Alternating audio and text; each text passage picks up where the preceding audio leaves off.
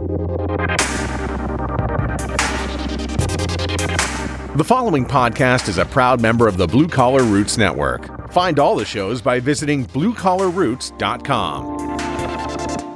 It's like your favorite call-in radio show, without being able to call in, and without being on the radio. Building HVAC Science with Bill Spohn. Welcome back to the Building HVAC Science podcast, where it's our goal to create better, more knowledgeable HVAC and building performance technicians by helping the two professions better understand each other with the ultimate goal of making customers happy in the homes they live in and the buildings they work in. I did say better. Better marketing for better building companies, creating leads, lifting conversions, driving growth.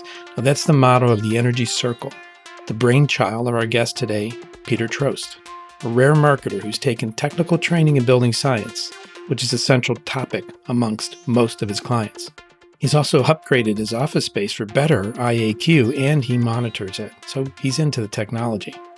The Energy Circle's been in business for 12 years, and I've known Peter for nearly that whole time. We even started a mastermind group. There's a link in the show notes if you don't know what that is. We started that group several years ago with two other business owners that are in this market. We chose TUG, TUG, is the unglamorous name for our group. The Unnamed Group, as our purpose was simply to connect, yet encourage and pull each other along. Simple, yet effective, helpful connections are what drives Peter's company. I think of his 25-person team as data-driven expert communicators who are focused on service contractors and HVAC, home performance, solar, and insulation, all the key trades in the built environment. Now, if these topics interest you in the least, please listen to this podcast. Please take a few minutes and read a few posts from the Energy Circle blog or watch one of their free live or recorded webinars. I think you'll walk away informed, if not inspired. Peter is smart, kind, loyal, and a very hard worker. Plus, he knows his shit. Listen in as we speak with Peter Troast from the Energy Circle about the demand for high-performance contracting services. Peter, good morning. Good morning, Bill. Great to see you. Great to be with you. Thanks for having me. You're welcome. Peter, some people may know you. They've listened to the podcast before or know me or interactions, but why don't you give us some background on yourself and your company, Energy Circle? Thank you. I started Energy Circle about 12 years ago after doing a deep dive into the overall field of building science. I actually took a course that was taught at the time by someone who is now one of our clients here in Maine, where I just immersed myself in building science. The idea of trying to understand this fundamental challenge we all face, which is that we can't solve climate change without addressing the built environment. And as I dug more deeply into that challenge, it was very interesting to me on a number of levels. One being such a massive business opportunity when you look at 120 million some odd single-family homes across the country and just the sheer dollar volume opportunity of going in and fixing those homes. And also the fact that it is a tricky and challenging marketing problem. Very few, as we all know, in spades, very few people are calling up a contractor saying, give me some of that whole house home performance. And so to me, as a lifelong marketer and starter of companies, I saw that as just a fascinating and interesting and juicy marketing problem. And so it was really that kernel that was the seed for Energy Circle and has led us to where we are today. And you pretty much stand alone in that space, from what I can see. There's nobody else doing quite what you're doing. I think that's generally right. I mean, there are other marketing companies that serve the HVAC industry and so forth. We have made a choice to specialize very specifically in high performance contractors. So when I say that, what I mean is contractors of a different breed that have defined themselves and differentiate themselves on the basis of having a whole house perspective, right? Having the house as a system orientation towards trying to understand the system of both the building envelope as well as the mechanical systems in association with each other, and approaching solutions to houses from that whole house perspective. So the simplest definition for what we consider to be high performance is that whole house orientation. And we've been fortunate over the years to work with what I consider to be some of the very best contractors in the country. So it's been super rewarding, very especially rewarding to see some of these companies grow in the times that we've been working with them, grow significantly and really run thriving businesses. And at the end of the day, that's what motivates us and gets us out of bed every morning. And you are even more involved than just at a business level. You're on different boards at different associations. You very generously give several times a month webinars with really juicy details. You just give it away. I know you, but my listeners should know you as being a person very passionate about this. It comes out in your voice and your tone, but you're involved in other things. What are some of these other things that you do to help move the needle?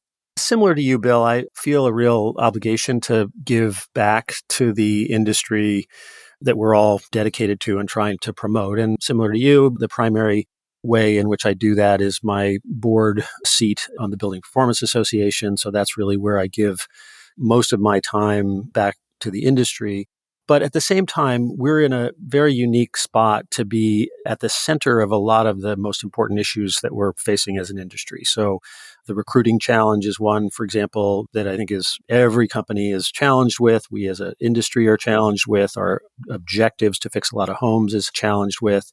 So that's an area in which we're taking advantage of our footprint across the country and the work that we do with contractors day in and day out to try to share what we're learning. And in the recruiting category, for example, I think the big question we're all facing is what is the messaging that's going to draw young people into our industry? So in that sense, what we're learning, I want to share freely because this is really a central issue for all of us. Similarly, around electrification. So this is a hot topic. And as the world evolves, as electrification becomes more understood, the whole challenge of how does one identify the homeowner that is interested in electrification in and of itself, right? Not just I want a heat pump because I never had air conditioning before or something like that, but they really are motivated by I want the fossil fuels out of my house and I want to take part in this decarbonization via electrification. So lots of topics like that. I think we can use the data set that we collect on behalf of our clients, aggregate all that data in one place and then share it openly. The mechanism by which we do most of that sharing is a webinar that we do on Wednesday evenings. It's usually a half an hour on a very kind of specific topic. We try to be really sharp and very actionable. You are. Good. Well, that's good. Thank you. Thank you for participating. You're a regular, so I so much appreciate that. But that's where we're trying to take what we're learning and give it back. And one of the things that's a truism I think about our industry is just what a range of company sizes there are. And we're privileged to work for some very successful multi-million-dollar contractors. But at the same time, we know that this industry is only going to accomplish its goals with lots and lots of small companies. And so our first lead is to say to those kinds of small companies, here are the steps you ought to take. And we'd love for you to grow up and be big enough and to have enough revenue to justify hiring a marketing firm like us, but we know there's a pathway to getting there, and we want to just do everything we can to help those companies succeed. So I know you survey a lot of data, and you have a lot of clever people on your team that communicate that data in very easy to understand ways. But why don't you describe in your words, what are the kinds of things the Energy Circle does for its clients?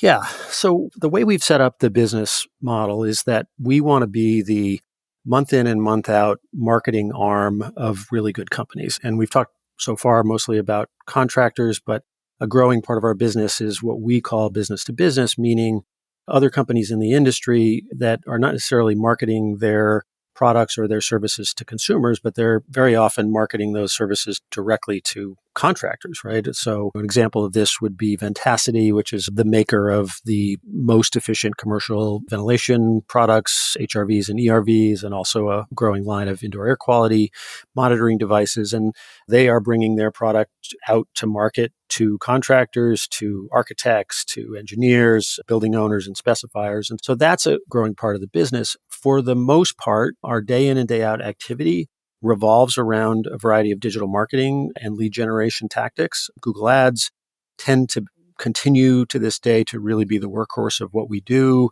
Very effective on behalf of contractors because a well-structured Google Ads program, campaign orients itself towards commercial intent, right? People are seeking a service, trying to buy that service. And if we can match that search with that contractor and get a good outcome, we get very, very good results from that. That's a part of the mix. We tend to do a fair amount of social advertising, using Facebook and Instagram. In those cases, more mediums that are more suited to building awareness, right? Building awareness of a company, building awareness of a cutting edge product like a heat pump that many people don't really know much about. We have a full team of writers and content developers that do all forms of content development, from written blog posts to infographics to video and communication in our world, because so many of the topics that we're dealing with are educational in nature. Homeowners don't understand home performance. They don't understand how heat pumps work.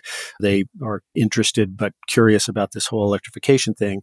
The highly educational challenge, which can be solved by really good content. So we've got a 4-person team. They're all BPI Certificate of Knowledge trained and do nothing all day but write about these kinds of topics.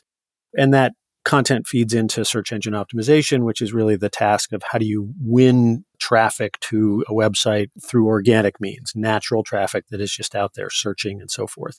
And there's lots of change, of course, going on in the world of digital marketing. Google My Business for service area businesses has become incredibly important. More and more accessible kinds of things like streaming services, Spotify and Pandora and so forth that we're using quite effectively. So as the digital marketing landscape expands and those products become more accessible to smaller businesses at an affordable price point, there's more and more of that going on. And so what usually is happening is that we sign up a client we figure out an initial budget to set our course on. We deploy a bunch of those tactics. We report dutifully and in great detail about performance. And then we course correct and adjust as we go. And we've always stood for the principle that someone should only continue to engage us and pay us if we're performing. And so we've never had contracts. And so most of our services are month to month with a very flexible cancellation clause, but that has served us really well. We've had just long-standing relationships for 7 and 8 and 10 years in many cases of just providing these kinds of services month in and month out. It also sounds like there can be the desire or aspiration to be a high-performance contractor, but do you ever see contractors who just aspire to it, but they just don't have the bones, the structure, the right thing to do? Can you guide people through that? Are there some real basic elements they have to have intrinsically? If I understand the question, part of what's going on here is a little bit of a chicken and egg challenge, right? An HVAC contractor that is thoughtful about their business would probably say to you and me, I understand the importance of the envelope. This is often the case. I've struggled with subs that I tried to use for envelope work. I would like to be in the envelope business, but there are significant impediments to doing that, right? The labor crisis being a big one right now. So oftentimes the challenge and task for us is to try to demonstrate that demand in advance so that people can make good business decisions about it. It's a high risk move to buy a spray foam truck or buy a box truck for cellulose, significant expense. The labor associated with that is a significant investment and business risk. And so part of what we have to do leading up to some of those decisions is build up and show that demand. So very often what we are first of all, getting those companies positioned as high performance, right? So in other words, communicating to the world that we approach things differently than your standard typical HVAC contractor, and showing them in very empirically through real data that the demand is there, the phone is ringing for those services so that people can make really good business decisions about whether to make that move. And of course, HVAC adding envelope is one direction, but at the same time, and this is really one of the more exciting parts, I think, of the transformation of the industry that's going on right now, are the traditionally envelope-only contractors, the ones that have, by the old definition that I'm not a fan of home performance, meaning air sealing and insulation companies. So many of those now have made the transition into heat pumps and as a step in the direction of full mechanical services. And that, I think, as we all know, that depending on the climate zone and where you are in the country, success around heat pumps is going to be very dependent on addressing the building envelope. And so to have companies that walk in both of those worlds is, I think, going to result in much better work. And what we're seeing amongst those companies is just incredibly thriving businesses. So it's really, the heat pump category is something that's near and dear to my heart. We're doing a lot of heat pump marketing. There's a lot of regionality. We talked about this on the webinar this week of just how much regionality there is around the country in terms of how people even refer to things, whether they call these product ductless, whether they call this product mini split, whether they call this product a heat pump. And there's significant regional variations about all of that that are important to know. But I do think there is the direction of more fully integrated contractors that are not very super isolated to either just mechanicals or just envelope is really in a state of significant transition. And I think for the positive. I mean, there's no doubt in my mind, based on who we're working with, that integrated business model is a much better business, right? Far less seasonal, more variation, bigger jobs, significantly bigger jobs, right? You see these fully integrated contractors having average job sizes that are in the $36,000 to $40,000 a job range, which is the envy of somebody who might be out there swapping boxes for $4,500 or $5,000 or $6,000. You mentioned earlier aggregate data across your customer base. And of course, you sanitize it and you blend that together. And that data, which is perhaps the mini experiments that you run over time in marketing with them in different regions of the country. And by the way, I think you cover how many states? We can claim someone who we work with and or uses our web platform in every state in the country. So, and Canada too. So you have a taste of regional variations. You have aggregate data from actual mini experiments where you're running these programs and plans.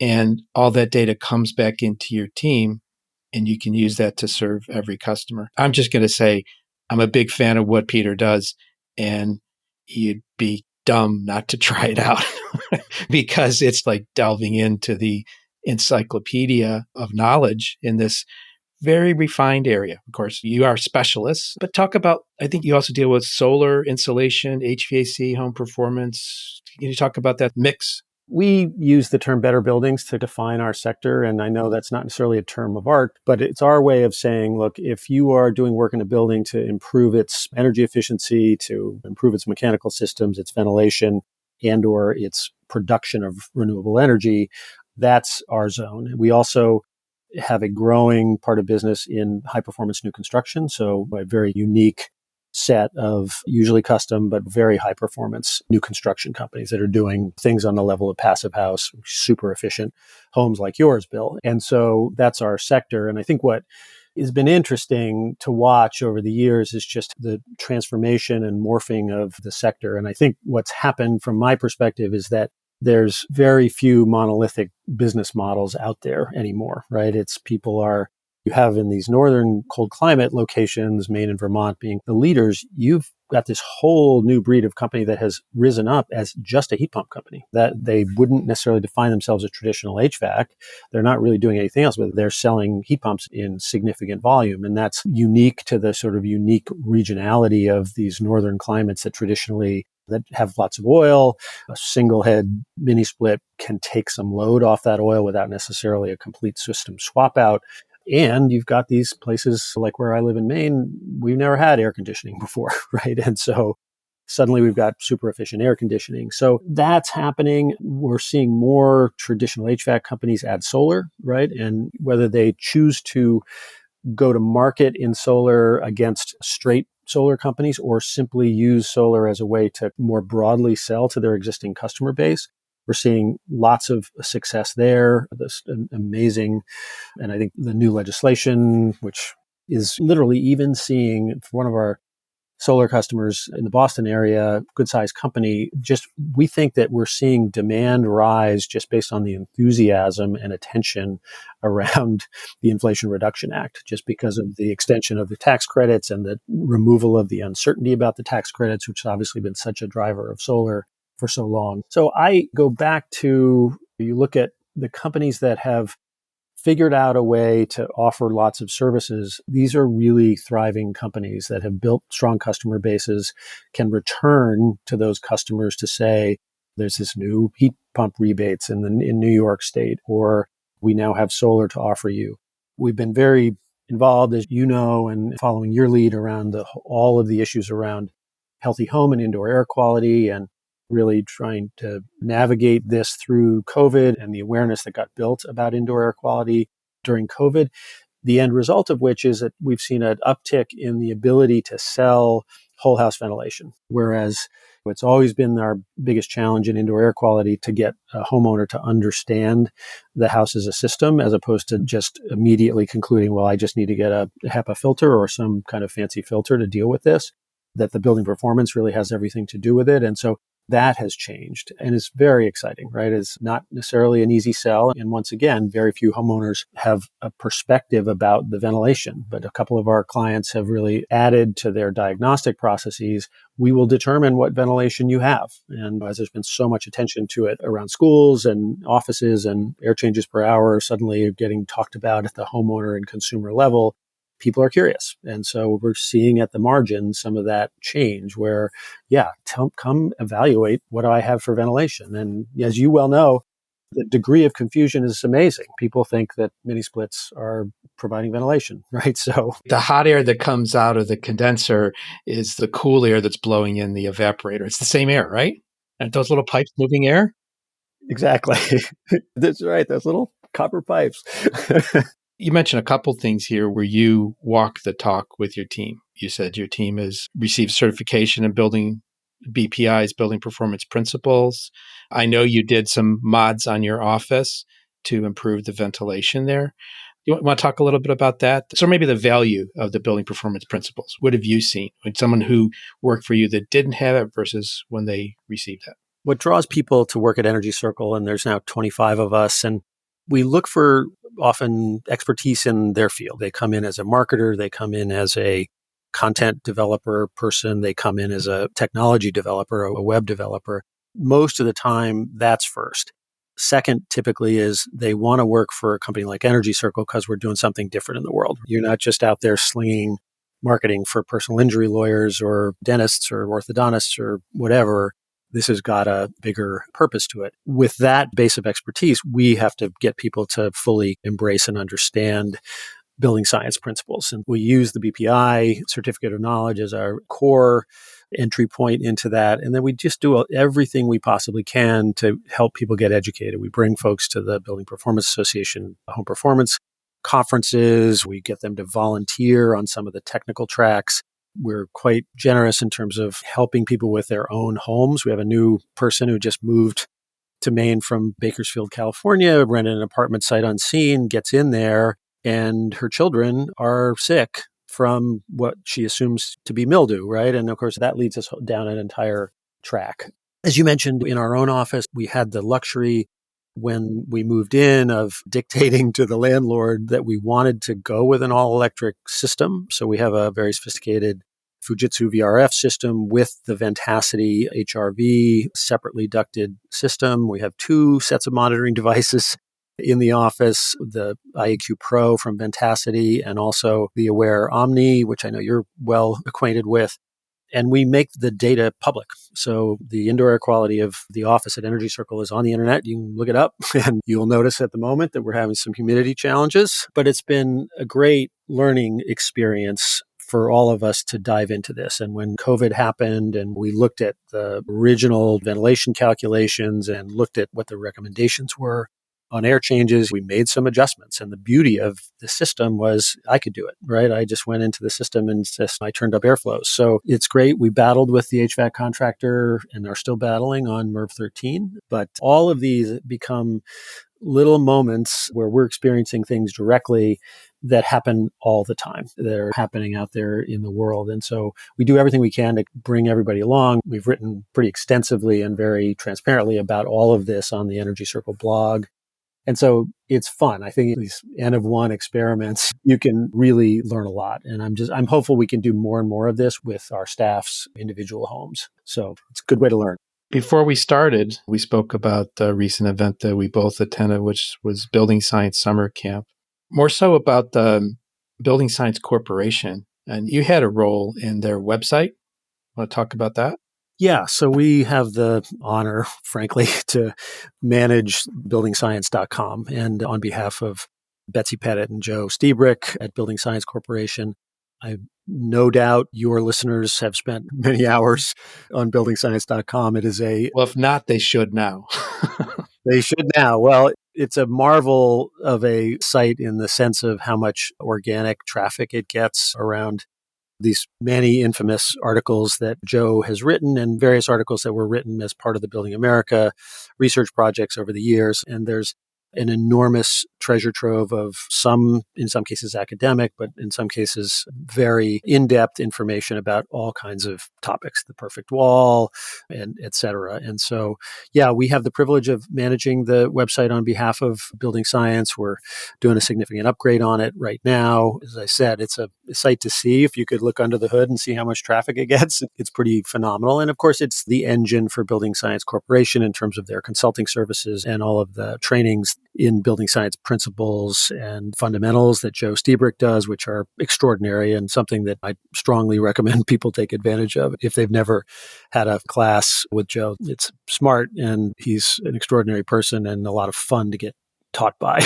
Yeah. And they do in person as well as online? Yeah, I think we're getting back to primarily in person. So there was more online, obviously, during the COVID times, but it moves around the country. So his Building Science Fundamentals, I think, is in 4 or 5 cities at various times. It's all on buildingscience.com in terms of when the next ones are. But I've sat through some of those. You always meet really amazing people. There's always a lot of fun. Whenever you're around Joe, the eating and drinking after hours tends to be rather on the high quality side, let's say. Those are really terrific. And then, of course, summer camp is this giant event which you and I just attended of just fascinating people from all walks of the industry, including academia and manufacturers and contractors, and really fascinating topics. There's some great, really interesting things, not all of which are 100% relevant to what we're all doing day in and day out, but just sitting around learning about the building science challenges of cathedrals in Europe, it can be just absolutely fascinating. Yeah.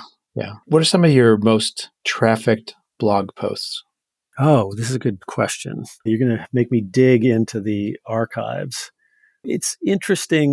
In the very beginning of Energy Circle, we started the company in the depths of the recession, 2008, 2009. And there was a lot of guidance from business folks at that point that was like, look, whatever you do, go directly to the fastest revenue you could find. And one of our ideas back then, because we really did launch with a web platform that would be easy for lots of small companies in the business to adopt, a ready-to-go website, is that we observed that after an energy audit and or maybe some retrofit work, there was also a significant amount of purchases that got made by a homeowner getting serious about energy that would typically not accrue any benefit to the contractor. So people go to Home Depot and get some LED lights, and they might get some smart strips, and they might get an indoor air quality monitoring device. Faucet regulator or something. Yeah, Nest thermostat, whatever it was. And so we had a store originally. And what's interesting, just to answer your question, is that some of the things that we wrote about those things in the beginning, that we started before Nest thermostats even existed. And so then we wrote about, the advantage of becoming a Nest certified installer. And so that blog post to this day continues to get lots and lots of traffic. So it's interesting. I think that it's so fascinating about the process of writing blog posts. And we've done a lot of analytics to try to determine what causes a certain blog post to go viral. And the ones, honestly, that I'm much more interested in are the ones we've done on behalf of clients. And one famous one was somebody mentioned something in a call and said, the client told me today that there was a smell coming out of their system that smelled like dirty socks. So we end up writing this blog post about dirty sock syndrome. And it gets a little bit of a blip.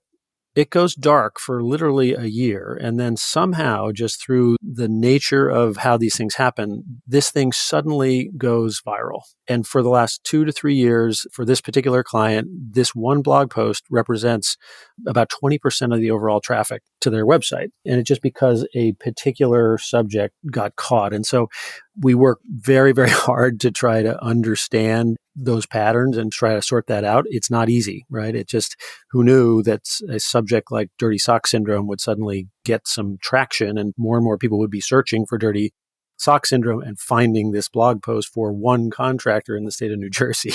So yeah, it's a little bit the analogy of getting up to bat a lot of times. If you stay uninjured and you get up to bat a lot of times in a baseball season, you're going to hit the ball every once in a while, right? So that is one of the cases for a regular approach to blog posting, is that you never quite know what's going to hit, and it will. But lots of ours that have been successful are in that theme of very giving. 5 things you ought to do to maximize your presence on Facebook, that kind of thing. And all very specific. We're not doing this generically in any way. This is about how does a high performance contracting company utilize these mediums in an effective way. Even any typical websites you could share with your customers? You feel comfortable doing that? Yeah, I mean, lots and lots of them. Buildingscience.com, obviously, we talked a little bit about. One of the, also in the business to business category that we've done that I'm pretty proud of is we built the 2 microsites for the Passive House Institute, one for commercial application of Passive House and the other for multifamily. So those can both be found at theus.org. But then our routine day in and day out website work on behalf of our contractors was really the bread and butter. So totalhomeperformance.com in Maryland, Princeton Air in New Jersey, Brower Mechanical in California, Hassler Heating in California. There's lots and lots of these, and we define website success on the basis of performance. And for the most part, there's lots of performance indicators that we think about when we're talking about websites. But the one that I think matters the most in most cases is conversion rate. So if you got 100 people to visit your website, how many of those 100 people left you a lead or left you a trackable means of contacting them? And that's been a fascinating, how people are contacting contractors has changed quite a lot over time. It used to be much more dominated. People would fill out a form. Now people really want instant gratification. So there's more and more people are picking up the telephone. And for those companies that have been able to build out the resources to handle it, online live chat and or live messaging has become an increasingly dominant way. I think the fascinating is to see this evolution of what I call the instant gratification thing, which is that when a homeowner is in the mindset to try to reach out and contact a contractor, they want to do so immediately and don't have much trust in filling out a form and expecting that they're going to get a quick response. The other really interesting phenomenon, and I mentioned Google My Business a while ago, there is when I sit down and I search for XYZ contractor and I get a Google search engine result page that includes all of the information about all the organic results, which might be reviews on Yelp and Better Business Bureau and your YouTube channel and so forth. And then also all the information on Google My Business that exists about that company. We are seeing a huge trend towards people never clicking through to the website. There's so much information there that they can make a decision on that people are contacting contractors directly from that page without ever clicking through the website. It's what's called a zero-click search. And we've tracked this because we track it. One case, big contractor in Delaware, 49% of their telephone calls were from the Google My Business panel because we track that number without ever clicking through to the website. So lots and lots of interesting things like that. And to your earlier question about this is where the benefit of our aggregate data starts to come to bear. We see these trends happening. One, we're talking about heat pumps this week and earlier in this conversation. There's the question-based nature of searches around heat pumps has always been the dominant thing. People asking, how do these things work? Do they really work in the dead of winter? All of the normal questions that you see. And what's happened is in these markets that are maturing is that some of that question-based search is shifting towards search terms like heat pump installer, which is a very, very good sign because when someone is searching for that, they want somebody to come do the work. And so we've seen that rise of heat pump installer, contractor, heat pump company, whatever it is, the indicator that someone's looking for that service. We've seen that significantly on the rise. And so that's a reflection of this growing popularity and what's going on. But again, all these regional variations, the mini split as a category is rising. It's quite fascinating, whereas ductless is somewhat declining. So we get to see all these different trends and apply them across the country. It's a truism, though, that every region is a little bit different. So we bring to bear everything we know about the category universally, but marketing heat pumps in Sacramento, California is a lot different than marketing them in Burlington, Vermont. But we have this advantage of starting out with such a deep set of knowledge and such a deep set of data that once we get out there and we start collecting data in a search marketing campaign, we can then just make those adjustments on a regional basis. And it's really exciting. We've seen, I think in certain markets, heat pumps are accomplishing a tipping point. There's enough awareness of them across a state or a particular region that suddenly the demand just takes off on its own. This happened years ago around crawl space issues, right? And where it was just fascinating that a term that we would all consider to be very professional and geeky term, crawl space encapsulation, suddenly based on, we saw that term get used more and more and more and more by normal homeowners. Like, who'd have thunk, right? That It entered the pedestrian vocabulary somehow. exactly. And a lot of what counsel and preach to folks is we can to some degree predict where these are going to go. And so heat pumps keep talking about heat pumps, but this is the big opportunity. First mover advantage is very, very real. We had a client in Northern Mass 2.5, 3 years ago said, look, I just want to go all in on heat pumps and I want to win this. I want to win organic traffic for heat pumps. And we just did a regular content development plan for them. We produced literally about 25, 26 pieces of content a year for 2 years. And they, in their particular part of the country, they dominate, and the amount of their organic traffic has gone up by tenfold. And they can almost run their entire business just based on that organic traffic that's coming in at this point. And to differentiate, just to be sure listeners know, organic traffic is free. You have to earn it, but it's free. Precisely. So the earning it is usually the result of good content, obviously smart search engine optimization practices, but fundamentally, I like to say that this is not the black art that the SEO consultants will be calling you, pitching you on a day in and day out basis. It can be pretty straightforward, but it does depend on having a really good and regular content strategy that's smart, that understands the keyword landscape, understands where it's going, and plays that game. But the payoff is really significant. It becomes, in a sense, an annuity. We've had some examples in the past where people worked really hard, had a really great content strategy, and then for whatever reason just stopped.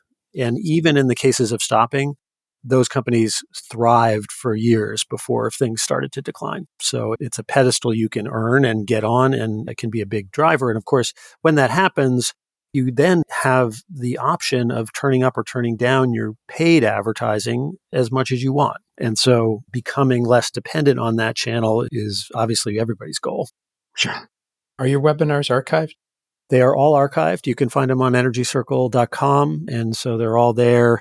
And as I said before, they're typically a half an hour, sharply focused on a particular topic with as much actionable recommendations as we can. There you go. And conversion rate. What's a typical range of conversion rate for your clients? Once we've got things up and running and pretty well tuned, we are regularly seeing conversion rates between 10 and 20%. So it varies considerably across various categories, not to beat the heat pump topic to death, but we see better conversions for the category of terms around heat pump than we do necessarily around mini split or even ductless. But there's a lot of factors that go into evaluating performance, because conversion rate is, at the end of the day, probably the most important thing. But at the same time, what did you pay for that click? How many of those clicks did it take to get somebody to convert becomes part of the overall math equation, right? And so at the end of the day, we really want to know cost per conversion. So lots of conversions is good. What we paid to get those conversions matters a whole lot. And so again, we often are surprising ourselves at the kinds of things that tend to perform really well. We use a concept or a term inside of Energy Circle called gateways. And so I think that there's a bit of universal truth around high performance contracting services that, I said it in the beginning, very few people come through the door saying, I want a whole house solution. People come through the door usually with something has triggered a particular need. My air conditioner is broken. I am tired of the bonus room over the garage being freezing cold all winter. I'm about to have a new child, and I want this place to be as healthy as it possibly can be for the birth of that child. Those are the kinds of things that tend to be the entry points into this discussion. And of course, the kinds of contractors we want to work with are the ones that have that whole house perspective, have some kind of initial diagnostic process to get the wheels turning and do a good job of taking that person who self-diagnoses that the bonus room needs a larger heating source and opens their mind to let's figure this out as a system. And so what we've been able to do over the years is define the good gateways, meaning those that lend themselves to the homeowner opening their mind to a bigger solution versus the gateways that are pretty narrow. And classic in this case is windows, right? As much as we all in the efficiency world want to grab somebody by the lapels and say, wait, don't spend $35,000 on windows because you think that's going to solve your comfort problems. The reality that we've discovered over the years is people on a window track are very hard to derail. They decided they want new windows.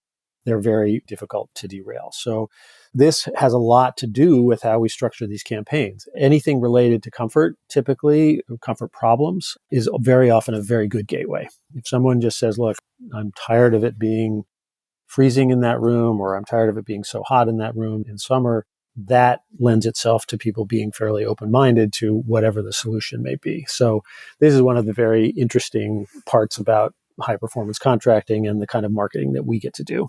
Would you echo the statement, the likelihood of solving those kind of problems is higher if you understand whole house? You'll have better, more satisfied customers. You'll walk away feeling really good and also selling a large job.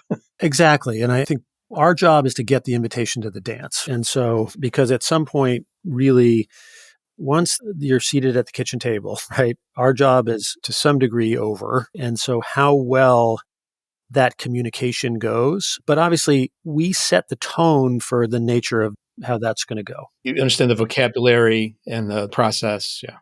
That's right. And I think one of the things that, especially these days where so many good contractors are really thriving and we hear this constantly, can't handle any more leads. We're challenged with hiring people. I can't do any more. One of the things I think folks tend not to always realize is that marketing can play a role as a better filter. So this is what I've been calling the MERV 13 marketing program, which is it is better for you. It is a more efficient use of your time if the inquiries coming into your company are from people that are pre-qualified around wanting a more comprehensive solution, right? So if their phone's ringing off the hook with people that are looking for a quick quote, that's not a good use of your time. Whereas you make it very clear, we've done this several times for contractors, are we the right company for you? This is how we approach things. We take a whole house perspective. Some people go right out and say, look, we are not the cheapest in town. We solve problems comprehensively, and that tends to cost more. And these are our standards. Then the people who get through that filter are the ones you want to be talking to. And so that has been a very effective thing for a few folks. And one of the hardest things to measure, I think, for us is these thriving whole house companies that are doing so well. There is a word of mouth, real world word of mouth that is lifting them up because people are saying they worked on my house. They did a great job. Maybe it cost a little bit more, but you see it's almost the flywheel concept of where you do great work and it's really paying strong dividends. So that's really classic in the marketing sense of the world, the classic positioning. How do we tell the story of your company in relation to the services you offer, the marketplace in which you are serving, and how you separate yourselves from your competition? Like all of that together is what we call positioning. And if you get it right, we've found it to be very effective and an attractant to the right kind of customer. Absolutely. So before we leave the conversation, two things. The best way for someone to follow up that's interested. Join your email list is as simple as that. Yeah, you could do that. I love when folks reach out to me directly, peter@energycircle.com. LinkedIn is probably the main place to do so. We do put out a newsletter on a every other week basis. It's free and there's no spam. So that's easy to sign up for. The webinars have no cost and they are most often eligible for BPI CEUs. So folks can do that. But I'd love to hear from people directly. If there is interest in our services, the way we start is a deep evaluation first as to whether or not we feel like we can make an impact. And so sometimes the conclusion is we can't, or we don't feel like it's the right fit. But what always happens in those cases is you'll get a lot of value out of what we can tell you. And very often that's one of the roles that I play. I really want to be there at the beginning of those. And when sometimes companies are not quite at the level of sophistication that they're ready for us, but we can tell them some very specific things to go do that are quite doable to get things launched. And I love doing that. And I love those evaluations. And you'll never get a hard sell out of Energy Circle. No, never. And so I said two things. The other thing was you have an interesting hobby that you are very committed to. Is it a hobby? Is that what you call it? Or Yeah, I was thinking of a word for a while. Addiction? What?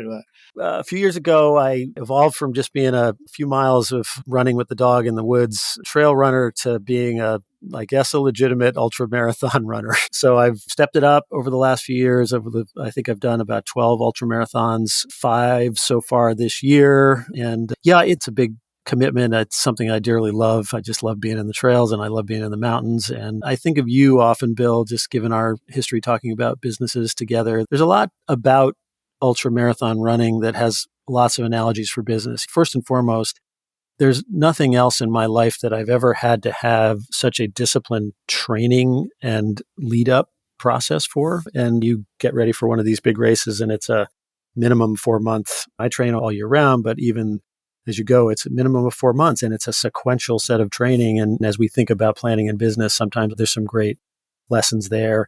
Obviously, endurance, just persistence. And there's a statement in ultra running called relentless forward progress. And lastly, problem solving. You go out and run a long way. I ran 64 miles a few weeks ago and stuff happens. You run into problems and it's all fairly unpredictable. And how well you problem solve as you go is part of the game. Can you overcome things? And your preparedness too, both your physical preparedness, but also what you bring along and how you adapt to the changing conditions that are presented to you in nature. Yeah, exactly. Nutrition's how you keep your body fueled for that long with an inevitable massive deficit in the number of calories you burn versus what you do. But in this last race, which is in the mountains of Colorado and had a lot of altitude associated with it and a lot of climbing, a third of the field didn't finish. They dropped out. And a huge number of those dropped out because of GI issues, right? Their stomachs turned, they couldn't keep eating. And so it's fun because there's obviously fitness is really important, but I can assure you I don't go very fast. So I do okay with respect to my age group, but I am somewhere in the 1/3 to 1/2 front of the pack. So it's still awesomely inspirational for me, and I'm sure others if they could hear more of your stories. No, thank you. Well, thank you. It's a great conversation. I hope the listeners got a lot out of it. There'll be some resources that we spoke about, and then also in the show notes for you to follow up with. Peter, thank you again. Thanks for having me, Bill, and thanks for your podcast. It's in my weekly listening, and it's a great service to all of us. Thank you. Appreciate it. Thanks for listening to this interview with Peter Troast of the Energy Circle. If you like what you heard today and not subscribed to the podcast, please consider doing so by typing Building HVAC Science into the search bar of any of the typical podcast apps.